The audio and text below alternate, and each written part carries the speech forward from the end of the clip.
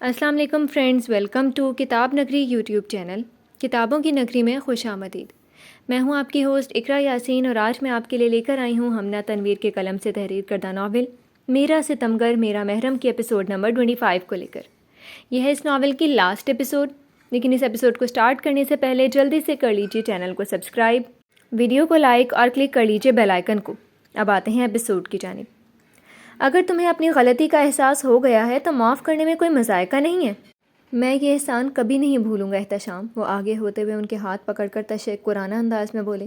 خدا بھی تو ہمیں معاف کرتا ہے ہر خطا کے بعد، تو پھر جو نادم ہوں انہیں معاف کر دینا چاہیے۔ باقی یہ ہے کہ تعلقات استوار ہونے میں کچھ وقت تو لگے گا ہی۔ وہ میز کو گھور رہے تھے۔ نثار خاموش رہے کیونکہ ان کی خاموشی اتفاق رکھتی تھی احتشام کی باتوں سے۔ ٹھیک ہے، پھر میں چلتا ہوں، بچے انتظار کر رہے ہیں، آج کھانے پر باہر لے کر جانا ہے سب کو۔ تاخیر ہو گئی تو خفا ہوں گے بچیاں بھی مجھ سے۔ وہ مصافحہ کرتے کھڑے ہونے لگے۔ کھانے کا وقت ہوا تھا اور واپس جا رہے ہو؟ وہ بھی کھڑے تو ہو گئے مگر جیسے نادم تھے۔ کھانے کی کوئی بات نہیں، کبھی بھی کھایا جا سکتا ہے۔ وہ نثار کے شانے پر ہاتھ رکھتے اسے تھپکی دینے لگے۔ مروہ کی آنکھ کھلی تو سامنے عمار کا چہرہ دکھائی دیا، جہاں سکون اور اطمینان پھیلا دکھائی دے رہا تھا۔ ایم شور تم نے ایسے صبح کا بہت بے صبری سے انتظار کیا ہے، جب صبح اٹھنے پر مروہ تمہیں اپنے پہلو میں ملے۔ وہ بائیں ہاتھ سے اس کے بال پیشانی سے ہٹانے لگی۔ اور اب تمہارا انتظار ختم ہو چکا ہے۔ بولتے بولتے اس کے اپنے لبوں پر مسکراہٹ رنگ گئی۔ بس میری دعا یہی ہے کہ اب ہم دونوں ہمیشہ ایسے ہی خوش رہیں ایک ساتھ۔ اس پر جھک کر وہ اس کے رخسار پر بوسہ دینے لگی۔ اس کے لمس کی حدت تھی جس نے عمار کی نیند میں خلل پیدا کیا۔ پیشانی پر شکنیں ابھرنے لگی تو پلکوں میں جنبش آئی۔ بس ایک کام ہے میرے ذمے، آج اسے بھی سر انجام دینا ہے، پھر سکون ہی سکون۔ وہ اس کے بالوں میں ہاتھ چلاتی دھیرے دھیرے سرگوشیاں کر رہی تھی۔ کیا بڑبڑا رہی ہو نیند میں؟ اس نے آنکھیں مسلتے ہوئے بھاری سی آواز میں پوچھا۔ اپنے شوہر کی برائیاں کر رہی تھی، سن لی ہے نا؟ وہ چہرے پر شدید مسکراہٹ لیے اس کی ناک دبانے لگی۔ اچھا، ایک ہی دن میں برائیاں مل گئی ہیں تمہیں؟ اس نے آنکھوں سے ہاتھ ہٹا کر اسے گھورا۔ ہاں ملنی ہی تھی، اتنے اچھے جو بن رہے ہو۔ وہ مغرور سی منہ بنانے لگی۔ آج کا کیا پلان ہے؟ ہم ابھی تک ہنی مون پر نہیں گئے، کیا یہ ظلم نہیں تمہارے معصوم سے شوہر پر؟ وہ اس کے قریب ہوتا ہاتھ اس کے ہاتھ میں پھنسانے لگا۔ ہاں ظلم تو بہت ہے، پھر اب کیا کریں؟ پھر جرمانہ عائد ہوگا۔ پہلے تو میرا 1 ہفتے کا ارادہ تھا، مگر اب پورے 20 دن میں نے تمہیں ساتھ گھومنے، ہم دونوں کے علاوہ اور کوئی بھی نہ ہو۔ میرا پلان سکردو کا ہے، تم کیا کہتی ہو؟ ہاں ٹھیک ہے، تمہارے ساتھ جانے کے لیے تو ہر جگہ ہی نہیں ہے، اور ویسے سکردو میں گئی نہیں کبھی، موسم بھی خاصا سہانا ہے، تو پھر اب تم کوئی بہانہ مت بنا لینا۔ اس نے دو بدو جواب دیا۔ کوئی بہانہ نہیں بنا رہے، جتنے دن تم کہو گے اتنے دن ہی رہیں گے ہم۔ اور کچھ؟ اس کی شرٹ کو اوپر والا بٹن بند کرتی وہ اس کی آنکھوں میں جھانکنے لگی۔ لو یو، اس نے آنکھیں بند کرتے ہوئے اس کی پیشانی پر اپنے ہونٹ رکھ دیے۔ لو یو ٹو، یہ لفظی اعتراف اب اس کی زبان پر آیا۔ کیا کہا تم نے؟ وہ جھٹکے سے پیچھے ہوا، چہرے پر جہاں بھر کی سنجیدگی تھی۔ لو یو کہا ہے؟ مروہ کا منہ بن گیا اس رد عمل پر۔ اچھا، وہ سر اس بات میں ہلاتا سائڈ ٹیبل سے فون اٹھانے لگا، جبکہ وہ پیشانی پر بل ڈالے اسے دیکھ رہی تھی۔ خوش فہمی ہے تمہاری، مر جاؤں گی لیکن کبھی تم سے محبت نہیں کروں گی۔ جو ہی مروہ کی آواز اسپیکر پر ابھری تو اس نے دانت پیستے ہوئے اسے گھورا جو اس کی جانب گھوم رہا تھا۔ مطلب جس تم نے اعتراف کیا اس بات کا، اس دن تمہارا دماغی توازن خراب ہو چکا ہوگا۔ عمار کی آواز پر مروہ نے آگے ہو کر فون جھپٹ لیا۔ ہاں اسی صورت میں۔ اب کیا ہوا؟ اس نے ہنستے ہوئے فون واپس لیا۔ بھائی مجھے ایسی دماغی مریض والی بیوی نہیں چاہیے، اس نے مظلومیت سے کہتے ہوئے سرد آہ بھری۔ بند رکھو اسے عمار، اور بالکل ٹھیک ہے میرا دماغی توازن۔ وہ اسے کھا جانے والی نظروں سے دیکھتی جل کر بولی۔ مطلب تم اپنے کہے لفظوں سے مکر رہی ہو؟ میں کس کا اعتبار کروں؟ یہ تو سراسر غلط ہے بھائی، وہ برہمی سے کہتا سینے پر بازو باندھنے لگا۔ اپنا منہ بند کر لو عمار، وہ اپنی خجالت غصے کی شکل میں اس پر منتقل کر رہی تھی۔ مجھ سے محبت نہیں تمہیں؟ اس نے چہرہ موڑ کر سوال کیا۔ نہیں، اس نے آنکھیں سکیڑی۔ بس ٹھیک ہے، یہی تھی تمہاری محبت، دیکھ لی میں نے۔ وہ خفا خفا سا کمبل پرے کرتا بیڈ سے اتر گیا۔ ہاں تو کیوں تنگ کر رہے ہو تم مجھے؟ وہ منمناتی بیڈ سے اتری۔ تمہاری محبت بس ہاسپٹل تک تھی، ٹھیک ہے مروہ؟ وہ اب ایموشنل بلیک میل کر رہا تھا۔ جی نہیں، مجھے تم سے محبت ہے اور ہمیشہ رہے گی۔ وہ چلتی ہوئی اس کے مقابل آ رکی۔ تو اب تمہارا دماغی توازن بگڑ گیا ہے؟ وہ اس کے شانے پہ دونوں بازو رکھتا کہکہا لگانے لگا۔ یار ایسی لڑکی کا کیا کروں گا میں؟ اس سے قبل کہ وہ بولتی عمار نے پھر سے لب کشائی کی۔ بات نہ کرنا اب مجھ سے تم، اس کے سینے پر مکہ مارتی وہ پلٹنے لگی مگر کلائی عمار کی گرفت میں آ گئی۔ اچھا سنو تو۔ البتہ مروہ کی پشت تھی اس کی جانب۔ میں نہیں سن رہی، وہ ناراض ہو چکی تھی۔ یہ ریکارڈنگ میں تم ہی بول رہی تھی نا؟ اس کے کان میں سرگوشی کرتا وہ اسے چھیڑنے سے ابھی بھی باز نہ آیا۔ ہاں میں ہی تھی۔ تو پھر؟ وہ ضبط کرتی مٹھی زور سے بند کرنے لگی۔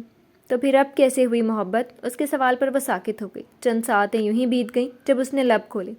بس ہو گئی نا، یہ نہیں پوچھتے کیسے ہوئی، اب تم اس ریکارڈنگ کو ڈیلیٹ کرو۔ اس کی جانب گھومتی وہ نروٹھے پن سے بولی کہ اسے خدشہ لاحق تھا کہ وہ آئندہ بھی اسے ایسے ہی ستائے گا۔ اچھا کر رہا ہوں، کل رات تم کچھ کہہ رہی تھی، صبح بتاؤں گی۔ جب ایان کا فون آیا، اس کی توجہ منتقل کروانے کو اس نے موضوع تغیر کر دیا۔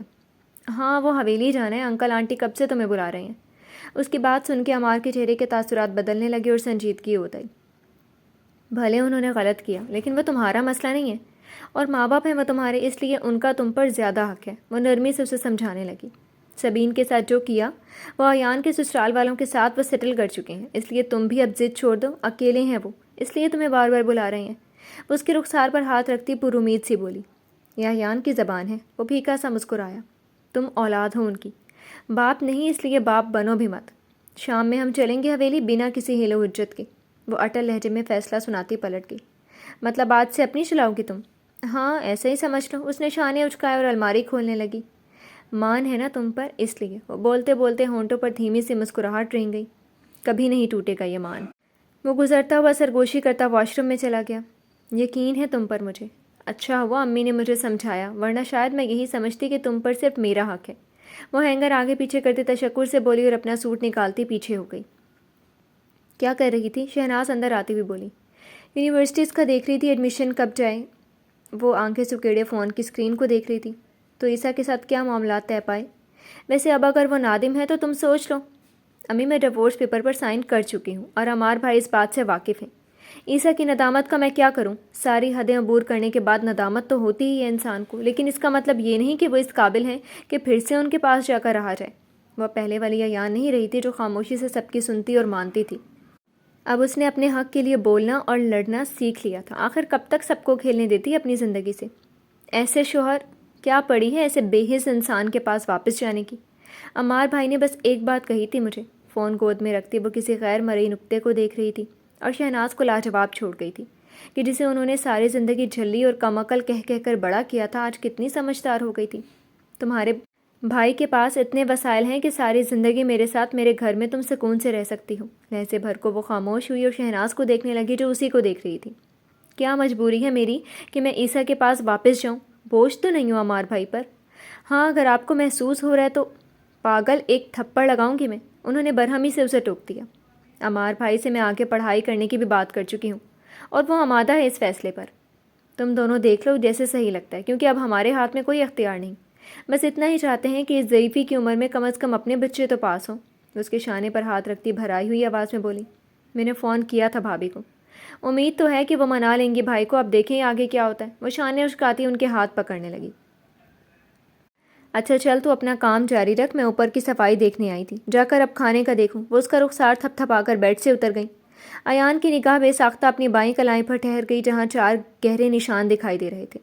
بہت وقت درکار ہے ان زخموں کو نظروں سے اوجھل ہونے میں، اور جب تک نظر آتے رہیں گے تکلیف کا سما بھی آنکھوں کے سامنے گھومتا رہے گا۔ اس نے آستین نیچے کی تاکہ وہ نشان چھپ جائیں۔ چہرے پر افسردگی لیے وہ کمبل لیتی تکیے پر سر رکھنے لگی کہ اب ذہن منتشر ہو چکا تھا، اس لیے نیند بہتر حل تھا۔ امی یہ کس مصیبت میں مجھے آپ نے ڈال دیا ہے؟ یہی نشہ ہی بچا تھا میرے لیے کیا؟ ردا کی اشتعال انگیز آواز اسپیکر پر ابھری۔ ہائے ہائے کیا ہو گیا؟ ایسے کیوں بول رہی ہے؟ یہاں آ کر ذرا اپنے داماد کی کرتوت دیکھیں، شراب پیتا ہے اتنی زیادہ، پھر لڑکیوں کے ساتھ افیئر۔ میں یہاں گھر میں بیٹھی جلتی کرتی رہتی ہوں۔ ایسا شخص ہی بچا تھا دنیا میں میرے لیے۔ اسے اب افسوس ہو رہا تھا اس فیصلے پر۔ لو مجھے کیا معلوم ولی وہاں کیا کیا کرتا پھرتا ہے، اور مجھے کیا سنا رہی ہو؟ تمہیں بھی تو شوق تھا امیر گھر بلکہ باہر کے ملک کی ہوا کھانے کا۔ شوق بھی تو تمہارا اپنا تھا، ہمیں کس لیے کوس رہی ہو اب؟ اپنے پاؤں پر رقیہ نے پانی نہ پڑنے دیا، الٹا اس کو سخت سست سنانے لگی۔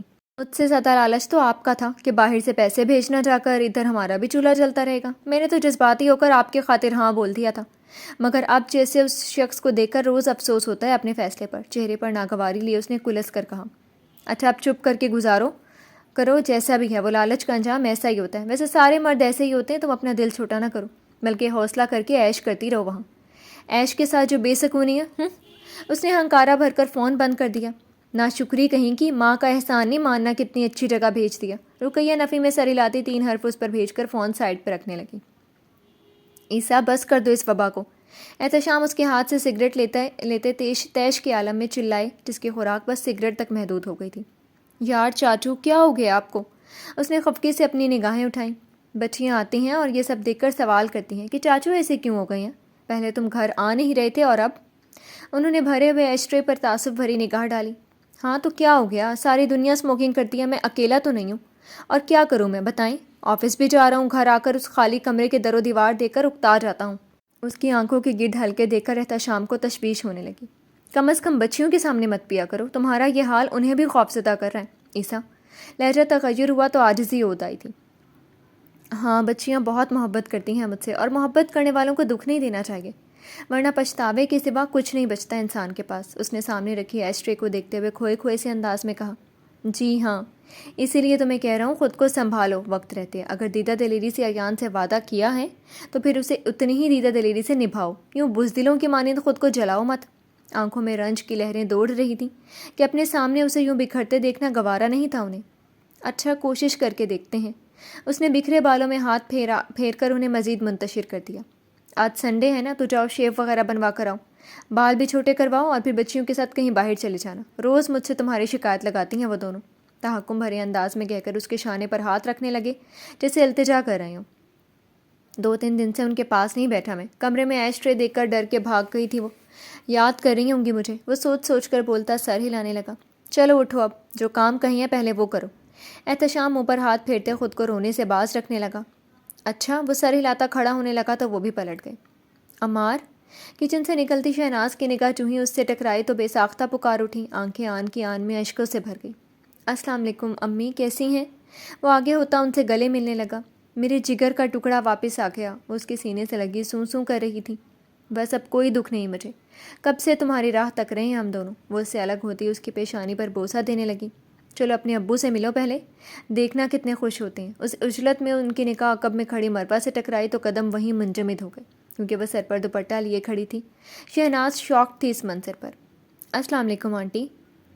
وہ مسکراتے ہوئی آگے بڑھی تو شہناز اس کے سر پر ہاتھ رکھتی عمار کو دیکھنے لگی جو مسکراتا ہوا گردن کو اسبات میں جنبش دے رہا تھا۔ وعلیکم السلام، کیسی ہو؟ وہ جواباً مسکرائیں۔ میں ٹھیک ہوں، آپ کیسی ہیں؟ وہ دونوں عمار کو دیکھتی آگے بڑھنے لگیں۔ اب ٹھیک ہوں۔ آنکھوں کی نمی بار بار امڑ کر منظر کو دھندلا رہی تھی جسے وہ صاف کرنے لگی۔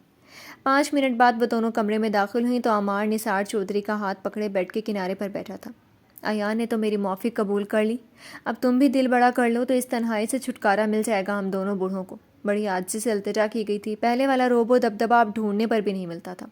ابو ایسی باتیں مت کریں، واپس آ تو گئے ہیں ہم، اب یہیں رہیں گے، آپ بے فکر رہیں، اور معاف تو مجھے کر دیں جو یوں بیگانہ ہو گیا آپ دونوں سے۔ بولتا ہوا وہ شہناز کو دیکھنے لگا۔ مروہ کو دیکھ کر نثار چودھری کو بھی حیرت کا جھٹکا لگا، مگر اس تبدیلی پر تنقید کرنے کی بجائے وہ اسے نرمی سے مخاطب کرنے لگی۔ بہو کیسی ہے ہماری؟ انہوں نے ہاتھ اٹھایا تو مروہ آگے ہو کر سر پر پیار لینے لگی۔ آپ کی طبیعت کیسی ہے؟ وہ پیچھے ہوتے پوچھنے لگی۔ بس شکر ہے اس رب کا جو وقت اب گزر جائے، صبح ڈاکٹر کہہ رہا تھا کہ بس کمزوری ہے اور کوئی خاص مسئلہ تو نہیں۔ وہ عمار کو دیکھتے پھیکا سا مسکرائے۔ میں اب آ گیا ہوں نا، آپ دونوں کا بہت خیال رکھوں گا، دیکھنا کیسے بھاگتی ہے کمزوری۔ وہ نادم سا ہو کر سر جھکا کر بولا۔ ہاں ہاں ضرور نثار صاحب، آج تو کھانے میں بھی کچھ اچھا نہیں بنوایا میں نے، مجھے معلوم ہوتا میرا بیٹا اور بہو آ رہے ہیں تو کچھ اچھا سا بنوا لیتی۔ شہناز تعصب سے کہتی فکر مندی سے بولی۔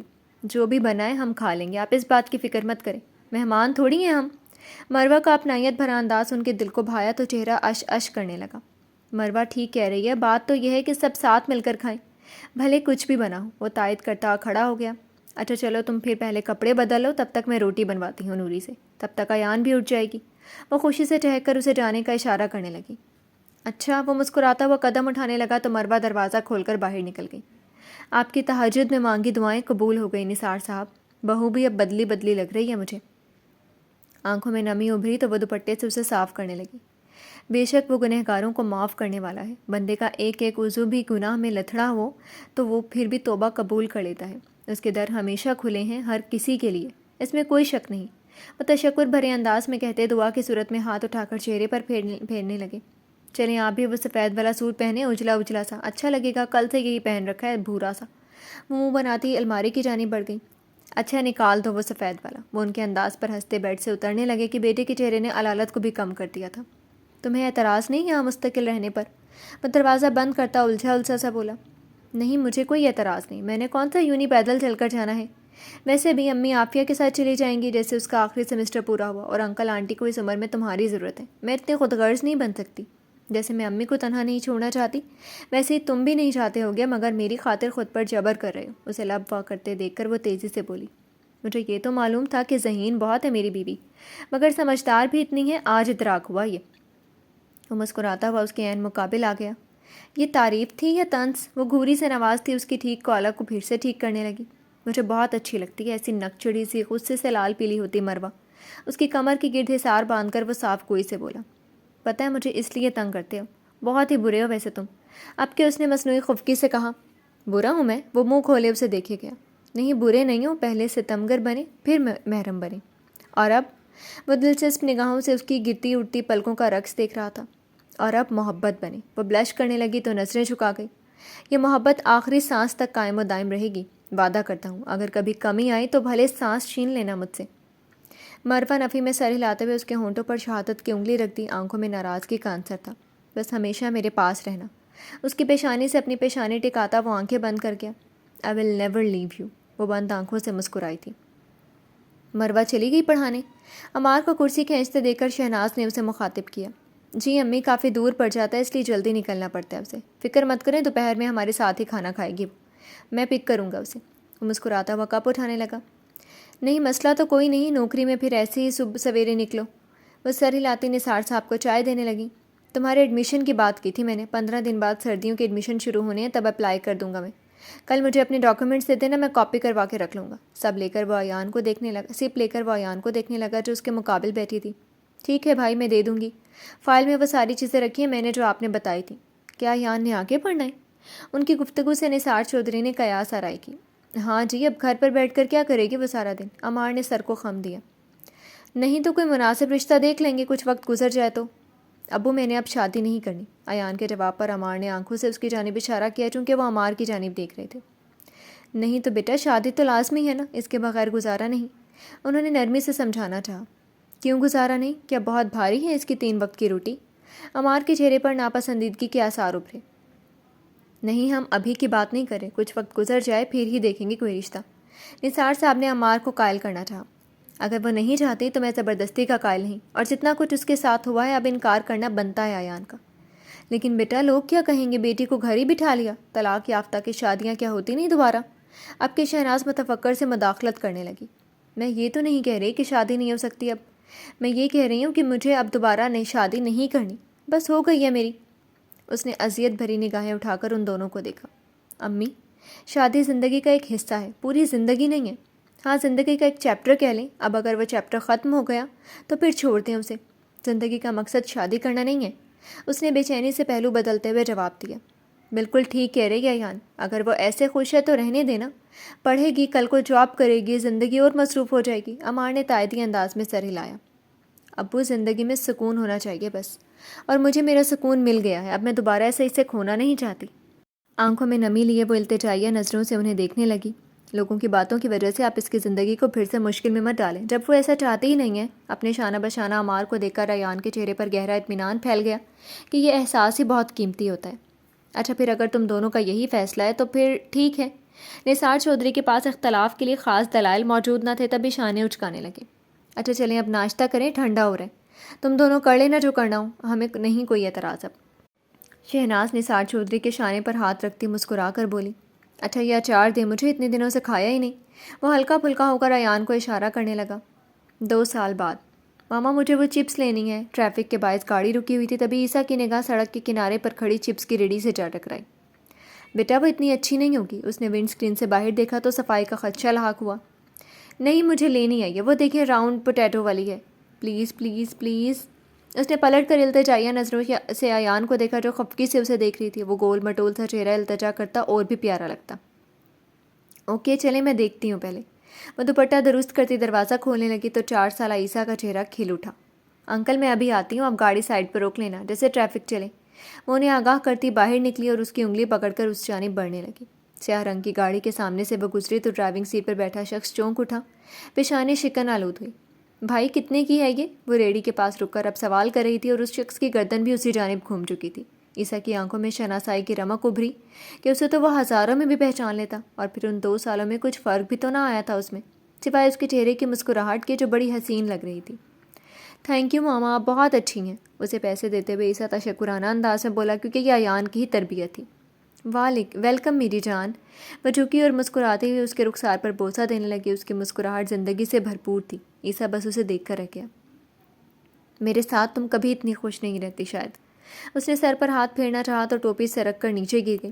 کینسر کے باعث وہ گنجا تھا، تبھی صورت سے ٹوپی اٹھا کر پہننے لگا کہ اسے دیکھتے ہوئے اس کے ذہن سے یہ نکل ہی گیا تھا۔